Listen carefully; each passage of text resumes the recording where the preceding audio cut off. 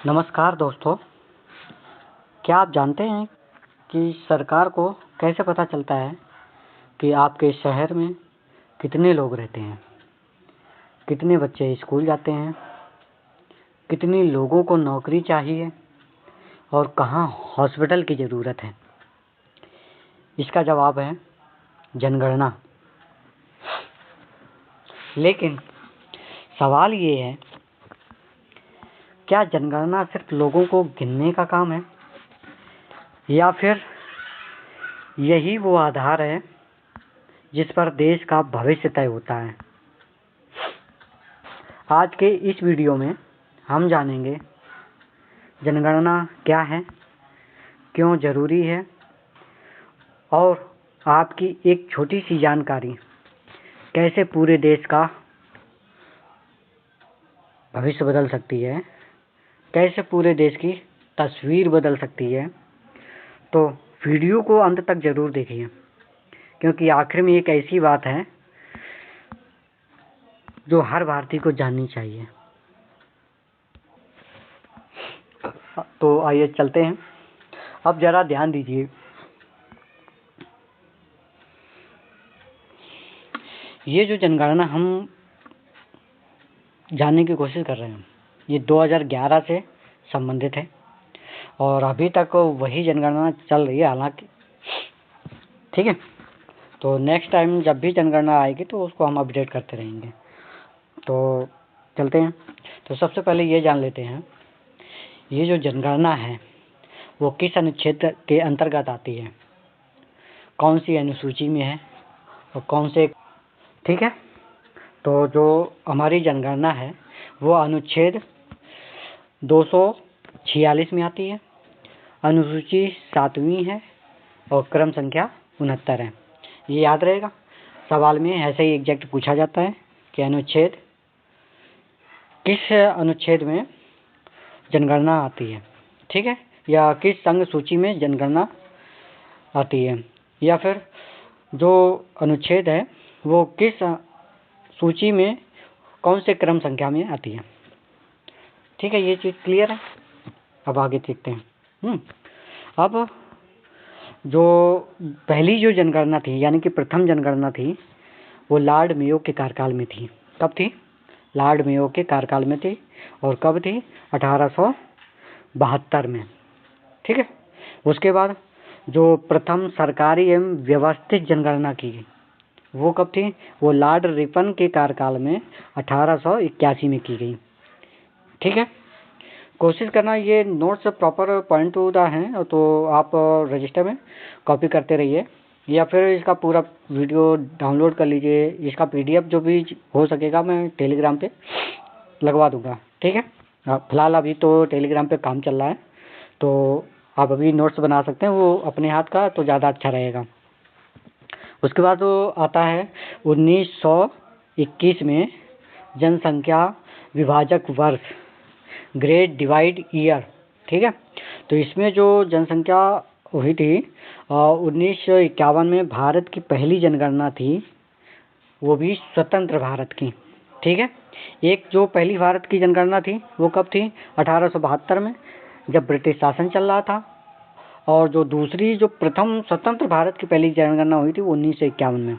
ज़्यादातर लोग यहीं कंफ्यूज होते हैं, तो अब याद रखना। और जो स्वतंत्र भारत की पहली जनगणना थी वो 1951 में हुई थी। किसके कार्यकाल में? जो आयुक्त थे वो कौन थे? वो गोपाला स्वामी थे, RA गोपाला स्वामी थे, ठीक है। अब उसके बाद क्या होता है, जो जनसंख्या का विस्फोट का मतलब ये है कि जो वृद्धि हुई थी वो कैसे हुई थी? 1971 में अचानक वृद्धि हुई। तो जो 2011 की जो 15वीं जनगणना है जो हम बता रहे हैं वो 21वीं शताब्दी की दूसरी हो गई, ठीक है। 2011 की 15वीं जनगणना थी, उससे पहले 14 हो चुकी थी, और जो 2021वीं की दूसरी जनगणना है, ठीक है। अब चलते हैं आगे। अब यहीं पर ज़्यादातर लोग जनगणना को क्या कर लेते हैं, अब आगे सोचते हैं, गलत समझते हैं। फिलहाल अब आगे देखिए, जो जनगणना 2011 की थी उसमें जो शुभंकर था वो कौन था? जिसको भी पता हो वो कमेंट में ज़रूर बताएं। शुभंकर कौन था? वो थी हमारी प्रगणक शिक्षिका। कौन थी? प्रगणक शिक्षिका थी। ठीक है। और 2011 की जनगणना का जो ध्येय वाक्य था वो क्या था? हमारी जनसंख्या हमारा भविष्य। एग्जाम में ऐसे ही पूछा जाता है कि 2011 की जनगणना का ध्येय वाक्य क्या था? तो हमें बताना है हमारी जनसंख्या हमारा भविष्य। उसके आयुक्त कौन थे? उस समय जो आयुक्त थे वो सी चंद्रमौली थे। कौन थे? सी चंद्रमौली थे। अच्छा, 2011 के जो प्रश्नों की संख्या थी वो कितनी थी? वो 29 थी। ये भी बहुत पूछा जाता है, तो इस बात का भी ध्यान रखना। अच्छा, एक और बात, जो कुल जनसंख्या जो आंकी गई थी, जो जनगणना की गई थी, उसमें कुल कितनी जनसंख्या थी? तो 1 मार्च 2011 तक भारत की जो जनसंख्या थी वो कुल जनसंख्या थी 121.01 करोड़। कितनी थी? 121.01 करोड़ जनसंख्या थी 1 मार्च 2011 तक की बता रहे हैं। ठीक है। अब उस 121 करोड़ में पुरुष कितने थे? तो पुरुषों की संख्या थी वो 62.31 करोड़। कितनी थी? 62.31 करोड़। यानी परसेंटेज में पूछें जो कुल 121 करोड़ की कुल जनसंख्या थी उसके थ्रू बता रहे हैं 51.47%। ठीक है। और वहीं महिलाओं की जनसंख्या कितनी थी? 58.64 करोड़। और परसेंटेज की बात करें तो 48.53% थी। ठीक है। ये सवाल बहुत ही पूछा गया और कई बार पूछा भी गया है। तो आइए हम जान लेते हैं जो राज्यवार जनसंख्या वितरण है। यहाँ पे क्या करते हैं, अगर ये डाटा गलत हुआ तो नुकसान किसका होगा? आपका होगा, क्योंकि आप एग्ज़ाम देने वाले हैं। तो इस डाटा को विशेष तौर से ध्यान रखिएगा। तो जो सर्वाधिक जनसंख्या वाले राज्य हैं और एग्ज़ाम में बहुत पूछा जाता है, जो सर्वाधिक जनसंख्या वाले राज्य हैं वो कौन कौन से हैं? सबसे नंबर 1 पे तो अपना उत्तर प्रदेश है। तब कितनी थी? 2011 की बात कर रहे हैं, 19,98,00,000। ठीक है। यानी लगभग 20 करोड़, ये कह सकते हैं लगभग 20 करोड़। उसके बाद दूसरे नंबर पे जो था वो महाराष्ट्र था। उसकी कितनी थी? 11.23 करोड़। उसके बाद बिहार था। बिहार की कितनी? 10.41 करोड़। उसके बाद पश्चिम बंगाल चौथे नंबर पे 9.13 करोड़। और 5वें नंबर थे आंध्र प्रदेश 8.46 करोड़। ठीक। यानी अब इतना ठीक है। अब उसके बाद आते हैं न्यूनतम जनसंख्या वाले राज्य। ये भी सवाल बहुत पूछा जाएगा, तो इसको भी ध्यान रख लेते हैं। जो सबसे कम न्यूनतम जनसंख्या वाला था वो था सिक्किम, पहले नंबर पे। न्यूनतम जनसंख्या वाले राज्यों की बात कर रहे हैं, ये पहले नंबर पे था सिक्किम। इसकी कितनी थी? 6.07 लाख रुपए नहीं है लोग थे। और दूसरे नंबर पे मिजोरम, उसके बाद अरुणाचल प्रदेश, फिर गोवा। तो ये जो कुल 9 राज्य हैं इनको विशेष तौर पे याद रखना। जो सर्वाधिक जनसंख्या वाले राज्य हैं, पहले नंबर पे उत्तर प्रदेश है और न्यूनतम जनसंख्या वाले में पहले नंबर पे सिक्किम है, जिसकी जनसंख्या थी वो 6.07 लाख। ठीक है। ओके। अब आते हैं यूटी की बात कर लेते हैं। ये तो वही राज्य हो गए। अब अपने यूटी की बात करते हैं, जो सर्वाधिक जनसंख्या वाला, ठीक है, जो केंद्र शासित प्रदेश है, जो सर्वाधिक जनसंख्या वाला केंद्र शासित प्रदेश है वो कौन सा है? वो है दिल्ली। और जो न्यूनतम जनसंख्या वाला यूटी कौन सा है? वो है लक्षद्वीप। ये याद रहेगा। चलें आगे। ओके। अब क्या करते हैं, वो जो 10 की जनसंख्या वृद्धि है वो कैसे होगी वो बताते हैं। ये जो पूरा डाटा दिया हुआ है इसको ज़रा ध्यान से देखिए। मोस्टली लोग यहाँ गलत भी कर लेते हैं। अब जो 1971 में वो 24.8% एक पीक लेवल पर थी, जनसंख्या की बात कर रहे हैं जो 10 की, ठीक है। उसके बाद 2001 में कितनी थी, 21 पहुंच गई, 21.54, लगभग 21.5 मान लीजिए। उसके बाद 2011 में 17.7 हो गई, ठीक है, परसेंटेज। वो अब वो कैसे होगी वो बताते हैं। सर्वाधिक वृद्धि दर किस राज्य में हुई थी, मेघालय राज्य में। कितनी हुई थी, 27.9%। पूरे भारत की बात, मेघालय एक ऐसा राज्य था, उस दशक में सबसे ज़्यादा जनसंख्या वृद्धि हुई थी मेघालय राज्य में। कितनी, 27.9%। उसके बाद अरुणाचल प्रदेश में 26.03%। अब न्यूनतम वृद्धि किस में हुई थी, न्यूनतम वृद्धि हुई थी नागालैंड में। नागालैंड में कितनी हुई थी, माइनस में 0.6%, ठीक है। ये डाटा पूछा जाता है इसलिए बता रहे हैं।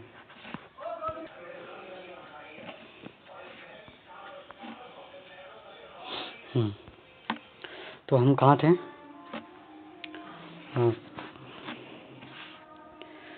न्यूनतम वृद्धि दर किस राज्य में हुई थी, नागालैंड में, माइनस में 0.6%। उसके बाद केरल में जो दूसरे नंबर पे है। इतना याद रहेगा। अब चलते हैं जो वो केंद्र शासित प्रदेश हैं उनका स्पेशल नोट है जो मैं लिखा हुआ हूँ, आप देख लीजिए। और जो मैक्सिमम ग्रोथ हुई थी वो दादरा नगर हवेली में हुई थी। कितनी हुई थी, 55.9%। और जो मिनिमम ग्रोथ हुई थी वो लक्षद्वीप में हुई थी, 6.3%, ठीक है। तो चलें आगे। अब जनसंख्या घनत्व के बारे में जान लेते हैं। जनसंख्या घनत्व क्या है, प्रति वर्ग किलोमीटर में निवास करने वाले लोगों की संख्या। हालांकि कहीं कहीं पूछ लिया जाता है पर विशेष नहीं पूछा जाता है ज़्यादा। जनसंख्या जो घनत्व है वो कहते किसे हैं, क्या है, तो उसका ये प्रति वर्ग किलोमीटर में निवास करने वाले लोगों की संख्या जनसंख्या घनत्व कहलाती है, ठीक है। तो आइए, जो अधिकतम जनसंख्या घनत्व वाला राज्य कौन सा है, बिहार। कितनी है, 1106 व्यक्ति, ठीक है। उसके बाद पश्चिम बंगाल दूसरे नंबर पे, इसमें 1028 व्यक्ति हैं प्रति वर्ग किलोमीटर की बात कर रहे हैं। अब आते हैं इधर न्यूनतम में, अरुणाचल प्रदेश में थे 17 व्यक्ति प्रति वर्ग किलोमीटर के हिसाब से। और जो उसके बाद सेकेंड नंबर पे था मिजोरम। यही 4 ज़्यादातर पूछे जाते हैं। अब यूटी में जो है दिल्ली हाईएस्ट ओवरऑल में था, 11,320। ये यूटी की बात कर रहे हैं। इसमें सबसे ज़्यादा जनसंख्या घनत्व है। उसके बाद जो दूसरा यूटी है जो सबसे न्यूनतम जनसंख्या वाला है वो है 46, सबसे लोएस्ट है अंडमान निकोबार में, ठीक। आगे चलें। अब आते हैं लिंगानुपात, ठीक है। ये क्या है, लिंगानुपात क्या होता है भाई बताएं, मैसेज करें कि प्रति 1000 पुरुषों पर महिलाओं की संख्या लिंगानुपात के अंतर्गत आती है।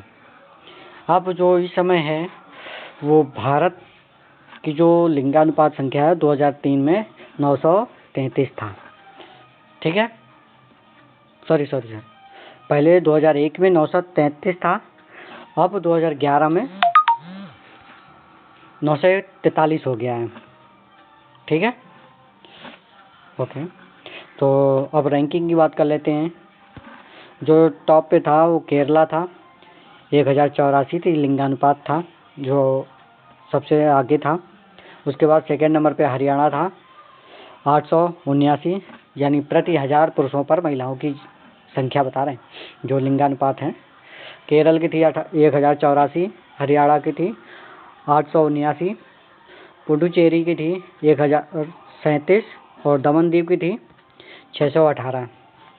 अच्छा, इसमें एक सवाल और पूछा जाता है, बाल लिंगानुपात बाल लिंगानुपात का मतलब है 0 से 6 वर्ष वाले बच्चे।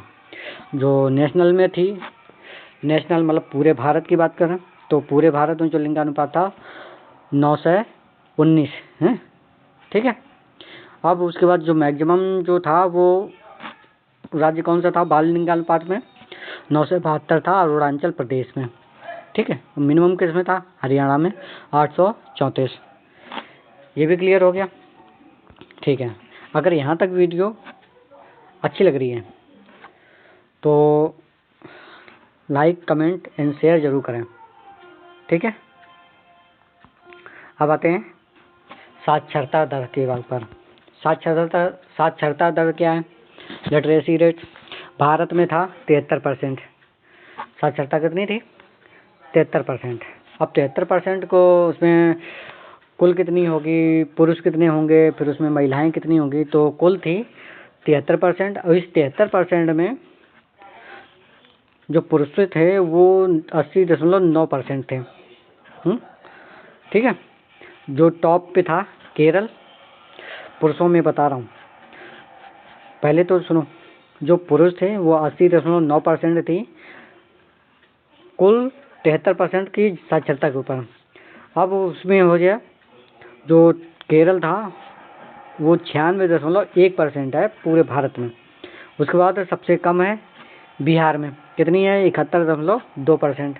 अब आ जाओ इधर, जो टॉप पे है केरल है 94%, दोनों को मिला के, मतलब महिला भी होंगी और पुरुष भी होंगे, दोनों को मिला के 94% है 73% से, ठीक। और सबसे कम होगी बिहार में है 61.8%। इसमें दोनों शामिल हैं, इस वाले कॉलम में दोनों शामिल हैं। अब स्पेशल अगर महिला की बात करें तो जो महिलाएं थी वो 64.6% थी कुल 73% लिटरेसी दर की, मतलब लिटरेसी रेट से। उसमें जो टॉप पर थी वो केरल की महिलाएं 92.1%, और सबसे कम है बॉटम पे 51.5%। अब इसके बाद आओ यूटी की बात कर लेते हैं। तो जो हाईएस्ट है वो लक्षद्वीप है, कितनी है, 91.8%। और सबसे कम है दादरा नगर हवेली 76.2%, ठीक है। चले आगे, ओके। चाहो तो स्क्रीनशॉट ले लो या फिर प्रॉपर लिखते रहो, ओके। ग्रामीण बनाम नगरीय जनसंख्या, अब यहाँ पे भी आ जाते हैं। अब इसमें मैंने वो सारे डाटा लिए हुए हैं जो एग्ज़ाम के हिसाब से मोस्ट इम्पॉर्टेंट है, और हर एग्ज़ाम में जो जितने भी वनडे एग्ज़ाम होते हैं उनमें कोई ना कोई एक जनसंख्या से 1-2 सवाल पूछे जाते हैं, ठीक है। तो चलिए जानते हैं, ग्रामीण क्षेत्र में चलते हैं भाई। जो मोस्ट पॉपुलेशन है उत्तर प्रदेश की है, वो कितनी है, 15.53 करोड़। ग्रामीण क्षेत्र की बात कर रहे हैं, जो उत्तर प्रदेश में जो ग्रामीण क्षेत्र हैं वो पूरे उत्तर प्रदेश का 15.53 करोड़ जनसंख्या है ग्रामीण क्षेत्र में, ठीक है। और हाईएस्ट पे है हिमाचल प्रदेश, उसमें है 89.96% ग्रामीण लोग हैं इसमें, ठीक है। लेकिन पॉपुलेशन किसकी है, उत्तर प्रदेश की। और जो हाईएस्ट परसेंटेज में के हिसाब से देखें तो हिमाचल प्रदेश आता है। अब नगरीय जो जनसंख्या है वो कहाँ पे है, और मोस्ट पॉपुलेशन है नगरीय जनसंख्या के अकॉर्डिंग तो वो है महाराष्ट्र में, कितनी है, 5.08 करोड़, ठीक है। और हाईएस्ट परसेंटेज में अगर बात करी जाए तो वो गोवा में है, गोवा में कितनी है, 62.2%। और सबसे कम कहाँ है, हिमाचल प्रदेश में।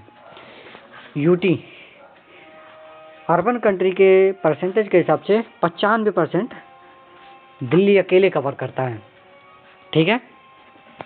बाकी 5% में जो भी यूटी आते हैं वो कवर करते हैं। तो चलते हैं अब नेक्स्ट स्लाइड में हम देखते हैं अनुसूचित जाति, ठीक। जो टोटल अनुसूचित जाति है वो 20.13 करोड़ है, यानी कि कुल उसका 16.6% में है। और ग्रोथ रेट कितनी है, 20.8 रेट, ये भी पूछा जाता है, ठीक है। इसका सेक्स रेशियो क्या है, 945। ठीक। अब हाईएस्ट पॉपुलेशन कहाँ पे है SC वालों की, वो है उत्तर प्रदेश में। और हाईएस्ट परसेंटेज के हिसाब से अगर पूछा जाए तो पंजाब में। ठीक है, याद रहेगा। पंजाब में कितनी है? 31.9%। पंजाब में कितनी है? 31.9%। याद रहेगा। अब 0 SC पॉपुलेशन वाले स्टेट्स कौन कौन से हैं जहाँ पर एक भी SC वाला व्यक्ति नहीं है? तो वो कौन कौन से हैं? नागालैंड है, अरुणाचल प्रदेश है, लक्षद्वीप है, अंडमान निकोबार है। यहाँ पर कोई भी अनुसूचित जाति का व्यक्ति नहीं है। ठीक है, चलें आगे। ओके, अब आते हैं अनुसूचित जनजाति पे। अब पहले SC का देख लिया, अब ST वालों का देख लेते हैं। तो जो टोटल संख्या है ST वालों की वो 10.42 करोड़, यानी परसेंटेज में 8.6%। इसमें से जो सेक्स रेशियो वो कितना है? 990। ठीक। लिटरेसी दर क्या है? 59%। अब आप हाईएस्ट पॉपुलेशन मतलब सबसे ज़्यादा ST वाले पर्सन कहाँ पाए जाते हैं?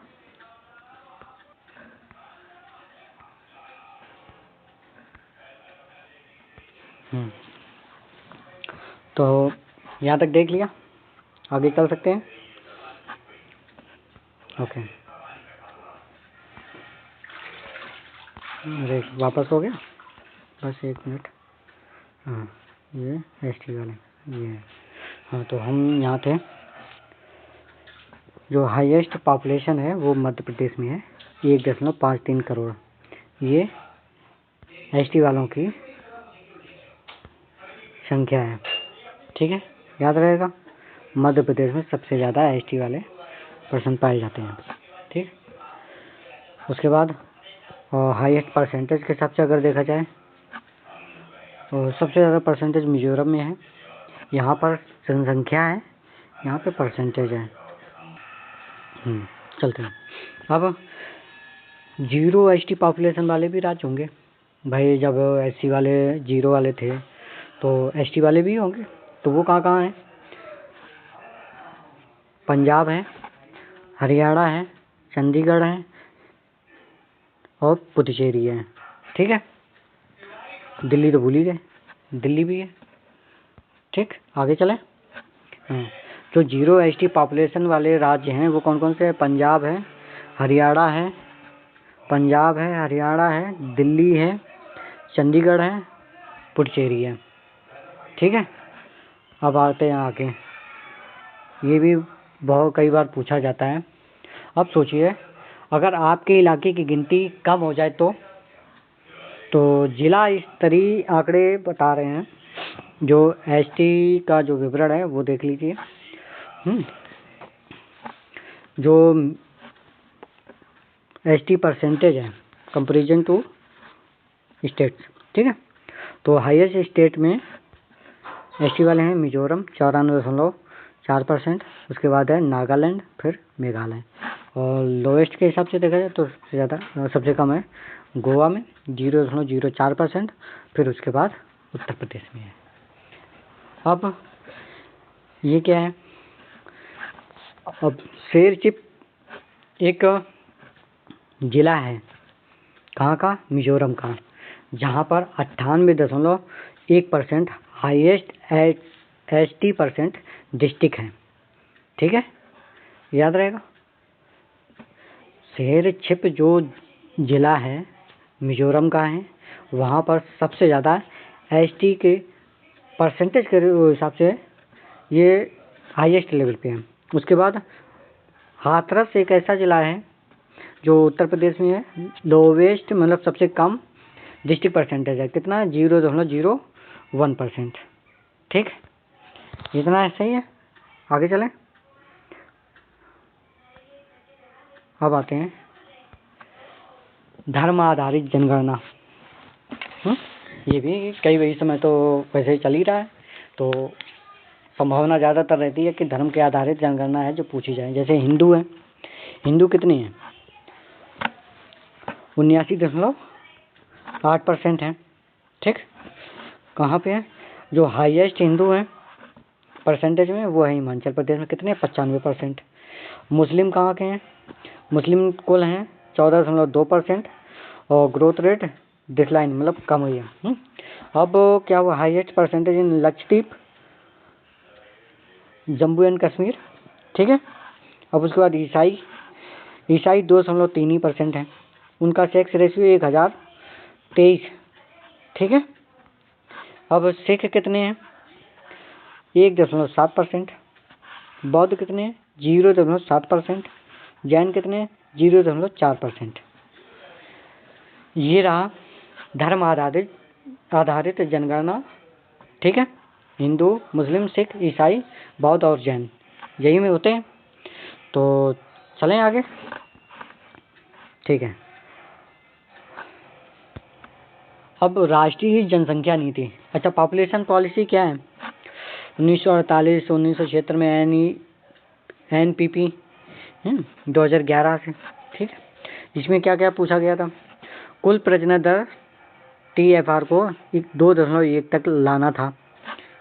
कितना? 2.1 तक लाना था। शिशु मृत्यु दर यह कहाँ पे वो कमी आई, वो 30 पर हजार उस पे शिशुओं पे। मातृ मृत्यु दर ये कितनी है? 100 पर लाख पे। ठीक है, करंट कितनी है इस समय? डाटा 167 है। ये भी याद रखना, शायद पूछा जाए। चलते आगे। अब आते हैं महत्वपूर्ण तथ्य पे।